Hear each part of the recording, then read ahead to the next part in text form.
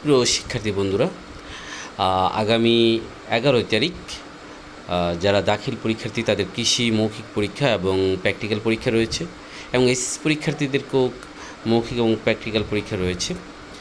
যারা কৃষি মৌখিক পরীক্ষার ব্যাপারে এখনও গভীর চিন্তায় আছেন যে কী আসবে কী না ধরবে, সেই শিক্ষার্থী বন্ধুদেরকে আশ্বস্ত করার জন্য আজকের এই ভিডিও।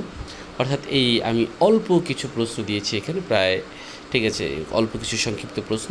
এই সংক্ষিপ্ত প্রশ্নগুলো যদি একটু দেখে যান উত্তর সহকারে, ইনশাল্লাহ আশা করি এখান থেকে আপনার মৌখিক পরীক্ষার প্রশ্নগুলো সলভ হয়ে যাবে এবং আপনার মৌখিক ভাইবার যে নাম্বার, ফুল নাম্বারটা আপনি পাবেন ইনশাল্লাহ। তাহলে কথা না বাড়িয়ে আমরা কাজে যাচ্ছি।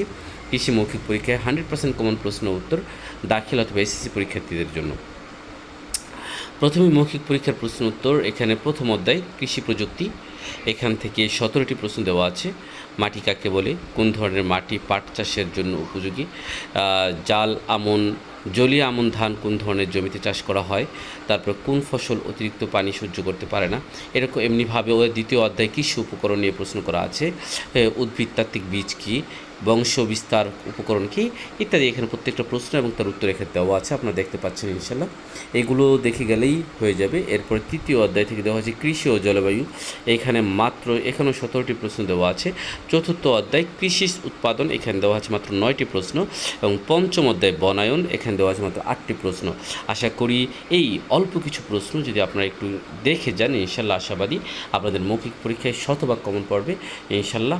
তাই আর কালক্ষেপণ না করে মাত্র 10 থেকে 20 মিনিট সময় লাগবে, সর্বোচ্চ 1 ঘন্টা সময় লাগবে। একটু পড়ে নিন আর কৃষি পরীক্ষা দিয়ে হাসতে হাসতে বের হন। আপনাদের অগ্রিম শুভকামনা জানিয়ে আজকের ভিডিও এখানে শেষ করছি। আসসালামু আলাইকুম রহমতুল্লাহি ওয়া বারাকাতুহু।